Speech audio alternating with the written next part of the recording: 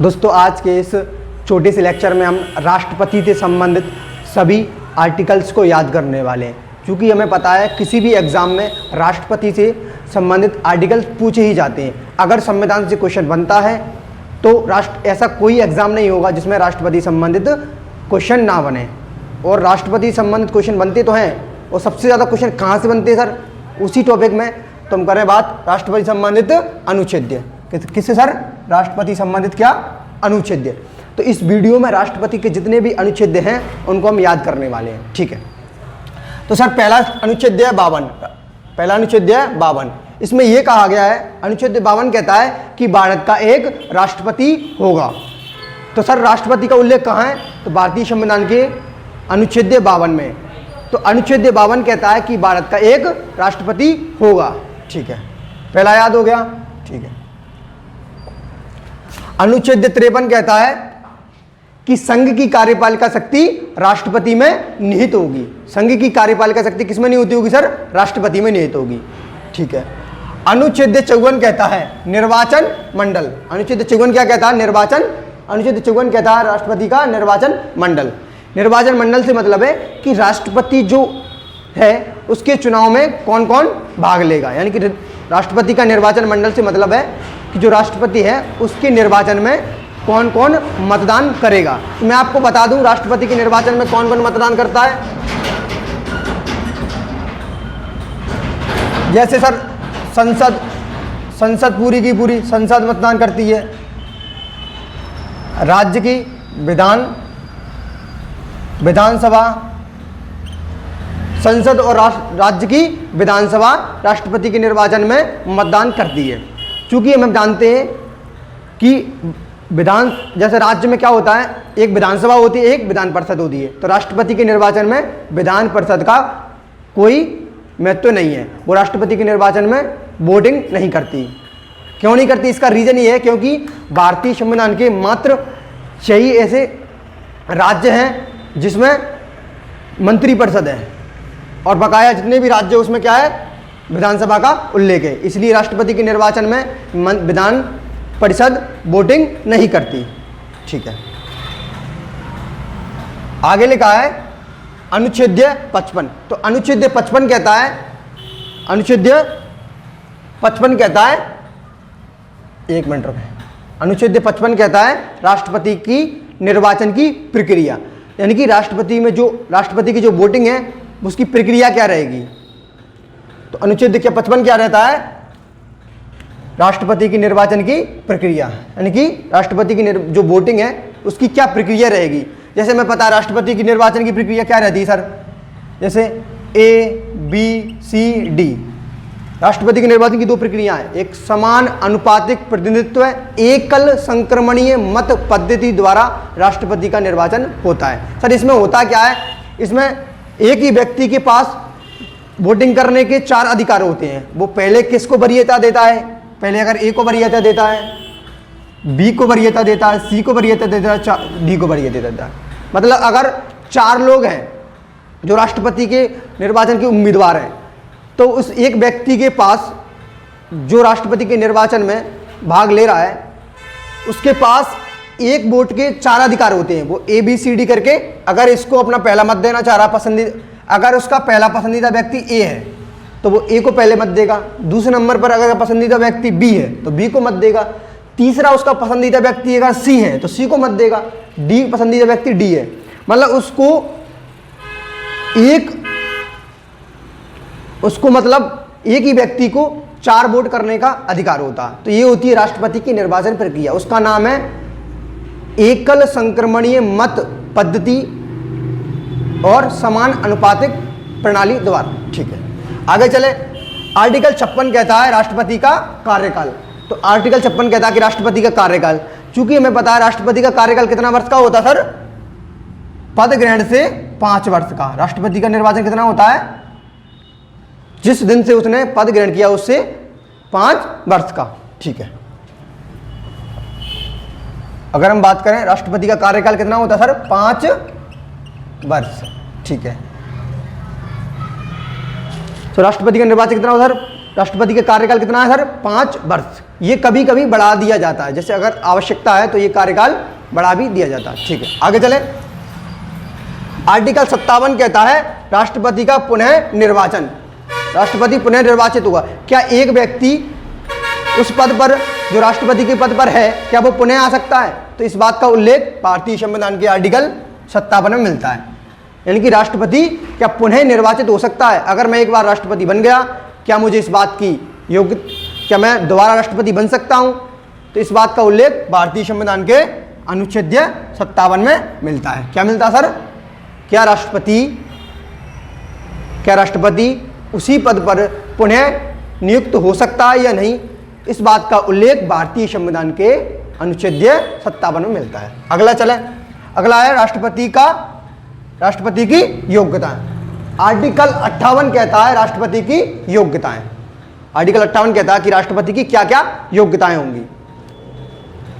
तो राष्ट्रपति की योग्यताएं, जैसे हमें पता है राष्ट्रपति की योग्यताओं में सर, जैसे वो भारत का नागरिक होना चाहिए, उसकी उम्र 35 वर्ष होनी चाहिए, ठीक है, और वो लोकसभा का सदस्य निर्वाचन होने के योग्य होना चाहिए, वो पागल या दिवालिया नहीं होना चाहिए, और आदि चीजें राष्ट्रपति की योग्यताओं में आती हैं। ठीक है, अगर हम बात करें आगे चले तो इसमें दे रखा है अनुच्छेद 59। अनुच्छेद 59 कहता है कि जो राष्ट्रपति जिस पद पर है, राष्ट्रपति के पद पर, तो उसकी पद से संबंधित जो भी शर्तें हैं वो भारतीय संविधान के किस अनुच्छेद में है? अनुच्छेद 59 में। ठीक है, आगे चले। भारतीय संविधान का अनुच्छेद 60 कहता है राष्ट्रपति की शपथ। तो राष्ट्रपति शपथ कहाँ लेता है सर? तो राष्ट्रपति की शपथ का उल्लेख भारतीय संविधान के अनुच्छेद 60 में मिलता है। यानी कि राष्ट्रपति सुप्रीम कोर्ट के सामने शपथ ग्रहण करता है। ठीक है, आगे लिखा है अनुच्छेद 61। तो इसमें बताया गया है राष्ट्रपति की महाभियोग की शक्ति। यानी कि राष्ट्रपति की क्या सर? इसमें बताया गया राष्ट्रपति की महाभियोग। अगर राष्ट्रपति अपने पद का सही से काम नहीं कर रहा है, या पद का दुरुपयोग कर रहा है, या संविधान व्यवस्था का उल्लंघन कर रहा है, तो उस पर महाभियोग के द्वारा उसको उसके पद से हटाया जा सकता है। तो अगर राष्ट्रपति को हटाना है तो हमें उस पर महाभियोग जैसी प्रक्रिया लागू करनी होगी, जिससे उसके पद से उसे हटाया जा सके। अगर राष्ट्रपति संविधान के तहत काम नहीं कर रहा है, या संविधान के जो दे रखा है उसका अनुपालन नहीं कर रहा है, संविधान के विरुद्ध काम कर रहा है, तो महाभियोग की प्रक्रिया के द्वारा राष्ट्रपति को उसके पद से बर्खास्त या हटाया जा सकता है। आगे चले तो आगे कुछ आर्टिकल इधर भी लिखे हैं सर, हमें ये दिख रहे हैं यहाँ से यहाँ तक, इधर भी कुछ आर्टिकल लिखे हैं। ये वाले आर्टिकल्स हमने पढ़ लिए हैं, अभी मैं आपको याद कराने वाला हूँ। देखिए इधर के आर्टिकल हमने पढ़ लिए हैं, अब हम इधर के आर्टिकल्स को पढ़ते हैं। इनको पढ़ने के बाद हम कुछ इनको याद करने की कुछ चीज़ें सीखते हैं। ठीक है, ये लिखा है, ये कितना लिखा है सर? आर्टिकल्स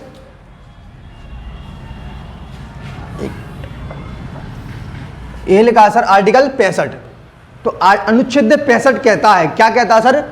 कि उपराष्ट्रपति का राष्ट्रपति के रूप में कार्य करना। अगर राष्ट्रपति नहीं है, अगर राष्ट्रपति अपने पद पर नहीं है, तो उसके पद पर कौन कार्य करेगा? उपराष्ट्रपति।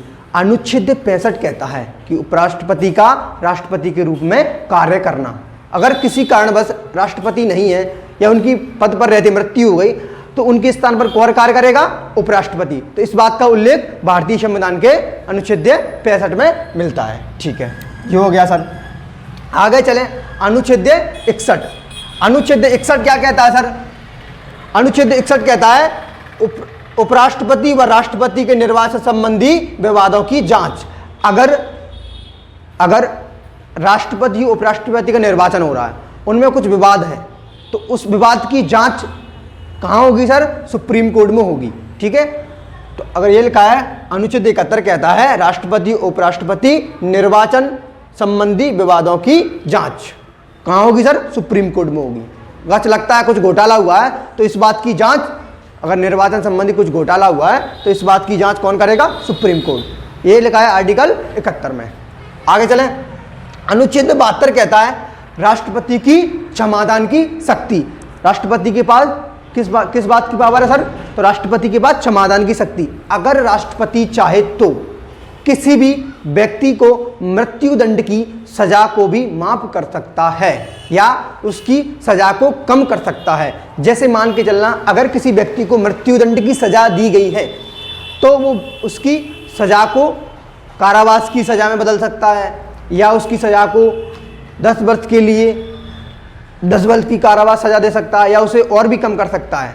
तो ये सजाएं होती हैं, इसमें बताया जाता है जैसे परिहार हैं, प्रतिलिम्बन, बहुत सारी क्या है सजाएं होती हैं, उनको क्या कर दिया जाता है, कम कर दिया जाता है। ठीक है, तो इसमें राष्ट्रपति की क्या सर, क्षमादान की शक्ति है।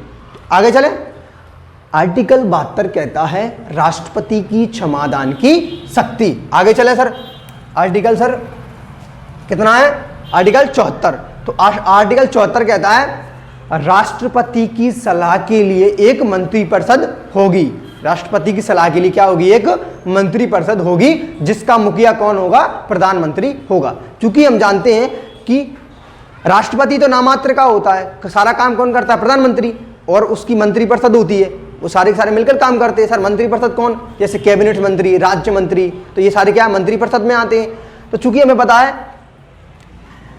कि अनुच्छेद 74 कहता है राष्ट्रपति के सलाह के लिए एक क्या होगी, मंत्री परिषद होगी। क्या होगी सर, मंत्री परिषद। क्या होगी सर, मंत्री परिषद होगी जो राष्ट्रपति को सलाह देगी। ठीक है सर, आगे चले। आर्टिकल 78 कहता है, अनुच्छेद 78 कहता है राष्ट्रपति को जानकारी देने के लिए प्रधानमंत्री के कर्तव्य है। अगर देखो राष्ट्रपति को यह शक्ति दी गई है कि वो प्रधानमंत्री से जानकारी ले सकता है। मेनली तो ये है कि राष्ट्रपति के पहले से ही कुछ कर्तव्य हैं। राष्ट्रपति के आर्टिकल 78 कहता है कि प्रधानमंत्री को राष्ट्रपति को जानकारी देने के लिए उसके कुछ कर्तव्य बताए गए। आर्टिकल 78 में प्रधानमंत्री के राष्ट्रपति को जानकारी देने के कुछ कर्तव्य बताए गए हैं। ठीक है, और आर्टिकल 108 कहता है, अनुच्छेद 108 क्या कहता है सर, अनुच्छेद 108 कहता है संयुक्त अधिवेशन। संयुक्त अधिवेशन का मतलब होता है जैसे संसद में क्या होते हैं, 2 सदन होते हैं। संसद में कितने सदन होते हैं सर, 2 सदन होते हैं। एक होती है लोकसभा, एक राज्यसभा। एक लोकसभा सर, एक राज्यसभा। हमको चूंकि हम जानते हैं राज्य संसद में कितने सदन होते हैं, एक लोकसभा सर, एक राज्यसभा, 2 सदन होते हैं। उसमें से जो लोकसभा होती है वो उच्च सदन होता है, जो गलत हो गया, जो लोकसभा होती है वो निम्न सदन होता है, जो राज्यसभा होती है वो उच्च सदन होता है। ठीक है, तो इसमें बताया गया संयुक्त अधिवेशन। संयुक्त अधिवेशन का मतलब ये होता है अगर किसी बिल को लेकर दोनों लोकसभा और राज्यसभा में मतभेद है तो राष्ट्रपति लोकसभा और राज्यसभा की संयुक्त अधिवेशन यानी कि संयुक्त बैठक बुलाता है। किस आर्टिकल के तहत, आर्टिकल 108 के तहत राष्ट्रपति लोकसभा और राज्यसभा की संयुक्त अधिवेशन यानी कि संयुक्त बैठक बुलाता है। और चूंकि राष्ट्रपति यहाँ बैठा रहता है, वो दोनों सदन ऐसे बैठे चलते रहते हैं जिसके कारण बस वो किसी बिल को नकार नहीं सकते, क्योंकि उनके सामने उसको पास करना ही पड़ता है। ठीक है, संयुक्त अधिवेशन इसलिए बुलाया जाता है, जैसे मान के चलना लोकसभा ने किसी बिल को पास कर दिया, राष्ट्रपति उसे राज्यसभा उसको पास कर ही नहीं रही है। सर संयुक्त अधिवेशन इसलिए बुलाया जाता है अगर लोकसभा ने किसी बिल को पास कर दिया, वो गया राज्यसभा के पास, राज्यसभा ने उसे पास किया ही नहीं, अब बताइए कैसे कानून बनेगा। तो इसके लिए क्या होगा, राष्ट्रपति संयुक्त अधिवेशन बुलाएगा, दोनों को बैठाएगा साथ में, ठीक है, फिर उनसे बातचीत करेगा, फिर वो बिल पास हो जाएगा। ठीक है, आगे चलें। आर्टिकल 123 कहता है, आर्टिकल 123 कहता है, आर्टिकल 123 कहता है, क्या कहता है भैया, अध्यादेश जारी करने की शक्ति, यानी कि राष्ट्रपति की अध्यादेश जारी करने की शक्ति। सर अध्यादेश क्या होता है, तो अध्यादेश वो होता है जैसे अगर देश में किसी कानून की जरूरत है, किसी बिल आया, कोई बिल को पास करने की जरूरत है और वो कानून बनने वाला है, अगर किसी बिल पर, चूंकि हम जानते हैं अगर किसी बिल पर लोकसभा राज्यसभा दोनों के द्वारा पास हो जाता है तो वो कहाँ जाता है सर, राष्ट्रपति के पास जाता है। अगर राष्ट्रपति उस पर अपने सिग्नेचर कर देते हैं तो वो बिल क्या होता है, पास हो जाता है और वो कानून बन जाता है। अगर मान के चलना किसी कारणवश संसद का क्या सर, संसद का क्या लिख देते हैं, अगर किसी कारणवश संसद के सत्र होते हैं ना, सत्र, अगर संसद के या शीत सत्र, बजट सत्र, मानसून सत्र होते हैं संसद के, अगर किसी कारणवश उस समय संसद के सत्र नहीं चल रहे हैं, तो अगर उसी समय राष्ट्रपति को किसी कानून की जरूरत पड़ती है, तो राष्ट्रपति के पास यह शक्ति होती है कि वो उसको, उस अध्यादेश को जारी कर सकते हैं। अध्यादेश का मतलब उस बिल को पास अपनी मर्जी से, सहमति से उसको पास कर सकते हैं। यानी कि उस समय लोकसभा और राज्यसभा की राष्ट्रपति को जरूरत नहीं होती है। ठीक है, इसका मतलब है राष्ट्रपति अपनी सहमति से, अपनी मर्जी से उस बिल को पास कर देते और वो कानून बन जाता है।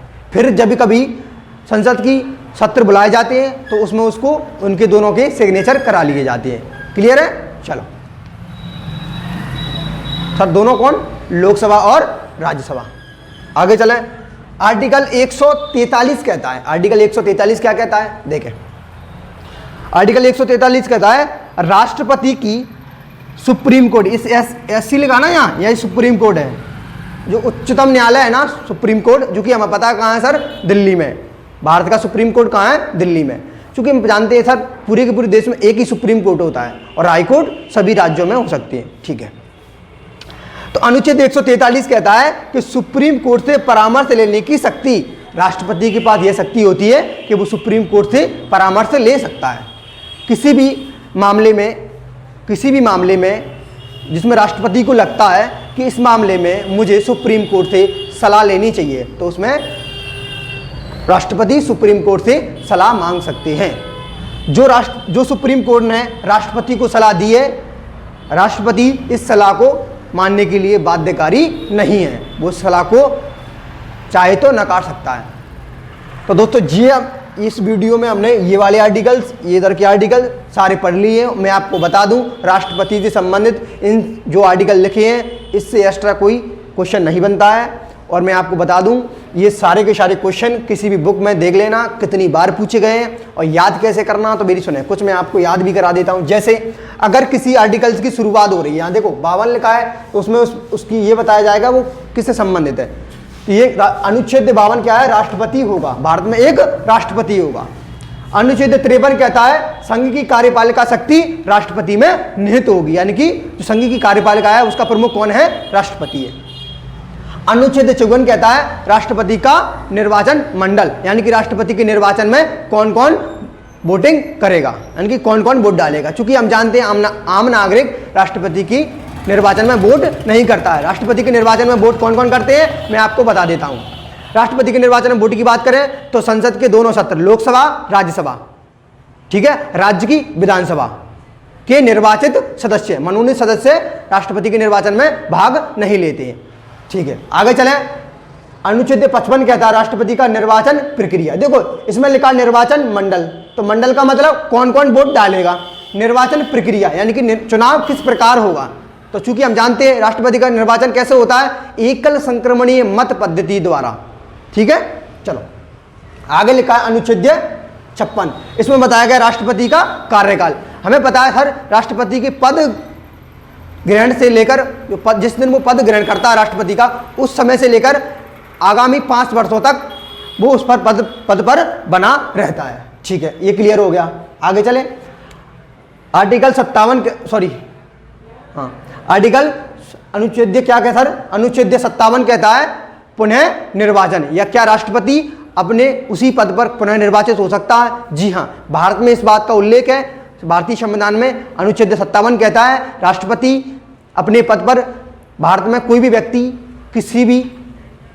कितनी भी बार राष्ट्रपति बन सकता है। ठीक है, मतलब अगर एक व्यक्ति एक बार राष्ट्रपति बन गया, 2 बार बन सकता है, 3 बार, 4 बार, 5 बार, यानी कि उसको यह अनुमति होती है कि वो कितनी बार राष्ट्रपति बन सकता है। हमें पता है अमेरिका में व्यक्ति 2 ही बार राष्ट्रपति बनता है, लेकिन भारत में इस बात की स्वतंत्रता है कि कोई भी व्यक्ति अनंत बार, मतलब कई बार राष्ट्रपति बन सकता है। ठीक है, आगे लिखा है अनुच्छेद 58। अनुच्छेद 58 कहता है राष्ट्रपति की योग्यताएं, मतलब अनुच्छेद 58 क्या कहता है? राष्ट्रपति की योग्यताएं। योग्यता मतलब राष्ट्रपति की क्या क्या योग्यता है सर? जैसे राष्ट्रपति भारत का नागरिक होना चाहिए, उसकी उम्र 35 वर्ष पूर्ण होनी चाहिए, मतलब वो 35 वर्ष पूर्ण कर चुका हो। तीसरा होता है वो लोकसभा में निर्वाचन के लिए योग्य होनी चाहिए, मतलब लोकसभा का निर्वाचित सदस्य बनने के लिए योग्य हो, लोकसभा में का सदस्य बनने की योग्यता रखता हो। ठीक है, ठीक। अगला लिखा है अनुच्छेद 59, इसमें लिखा है राष्ट्रपति का जो पद है उसकी सेवा क्या होगी, तो उसकी शर्तें क्या होंगी, राष्ट्रपति के पद से संबंधित शर्तें। ठीक है, अगला लिखा है अनुच्छेद 60, देखो कहीं ना कहीं याद हो जाएगा, अनुच्छेद 60 शपथ, 60 में शपथ, अनुच्छेद 60 शपथ। तो राष्ट्रपति शपथ कहाँ लेता है, सुप्रीम कोर्ट के न्यायाधीश के समक्ष। ठीक है, अगला लिखा है अनुच्छेद 61, इसमें बताया गया राष्ट्रपति की महाभियोग, राष्ट्रपति पर महाभियोग। तो इसका मतलब क्या है, अगर राष्ट्रपति अपने पद का कर्तव्य सही से नहीं कर रहा तो उस पर महाभियोग जैसी प्रक्रिया लागू होती है। ठीक है, अनुच्छेद 65 कहता है उपराष्ट्रपति का राष्ट्रपति के रूप में कार्य करना। अनुच्छेद 71 कहता है उपराष्ट्रपति और राष्ट्रपति के निर्वाचन संबंधी विवादों का निपटारा, जो कि सुप्रीम कोर्ट में होता है। ठीक है, अनुच्छेद 72 कहता है, अनुच्छेद 72 कहता है राष्ट्रपति की क्षमादान की शक्ति। ठीक है, अनुच्छेद 74 कहता है राष्ट्रपति को सलाह देने के लिए एक मंत्रिपरिषद होगी। ठीक है, अनुच्छेद 78 कहता है राष्ट्रपति को जानकारी देने के लिए मंत्रिपरिषद की कुछ कर्तव्य है। ठीक है, राष्ट्रपति को जानकारी देने के लिए प्रधानमंत्री के कुछ कर्तव्य। ठीक है, अनुच्छेद 108 कहता है संयुक्त अधिवेशन। ठीक है, अनुच्छेद 123 कहता है अध्यादेश जारी करने की शक्ति, यानी कि राष्ट्रपति की अध्यादेश जारी करने की शक्ति। और अनुच्छेद 143 कहता है सुप्रीम कोर्ट से परामर्श लेने की राष्ट्रपति की शक्ति। तो देखो आज की इस वीडियो को हम यहीं एंड करते हैं, क्योंकि हमने सारी चीज़ें पढ़ ली हैं। और मैं आपको बता दूं, मैंने ये 2 बार रिपीट कर दिया है, आपको कुछ नहीं करना, 2-3 बार वीडियो को देखना है और आपको सारे आर्टिकल्स याद हो जाएंगे। जैसे अगर किसी आर्टिकल की शुरुआत होती है तो कहीं ना कहीं उसमें उसके पद के बारे में बताया गया होगा, तो राष्ट्रपति इसमें होगा। ठीक है, कुछ याद करा देता हूँ, जैसे मैंने ये लिखा है अनुच्छेद 54, तो इसमें क्या निर्वाचन मंडल, यानी कि निर्वाचन में कौन कौन वोटिंग करेगा। देखो मंडल और प्रक्रिया, नीचे देखो निर्वाचन निर्वाचन निर्वाचन निर्वाचन, यहाँ है मंडल, नीचे जस्ट क्या है प्रक्रिया, यानी कि यहाँ कौन कौन वोट डालेगा और यहाँ क्या सर कैसे वोटिंग होगी, यानी कि यहाँ कौन कौन वोट डालेगा मंडल में, और यहाँ निर्वाचन प्रक्रिया, यानी कि प्रक्रिया का मतलब कैसे वोटिंग, कैसे वोटिंग होगी, प्रक्रिया चुनाव कैसे होगा। ठीक है, और हम बात करें ये 60 में शपथ, 60 शपथ, 61 महाभियोग, ये बहुत इंपॉर्टेंट आर्टिकल्स हैं। तो दोस्तों आज की वीडियो को हम यहीं एंड करते हैं, और मेरे साथ जुड़ने के लिए इस चैनल को सब्सक्राइब करें। मिलते हैं अगली वीडियो में, और इस वीडियो को अपने दोस्तों के साथ शेयर करें, लाइक करें और चैनल को सब्सक्राइब करें। मिलते हैं अगली वीडियो में। जय हिंद, जय भारत।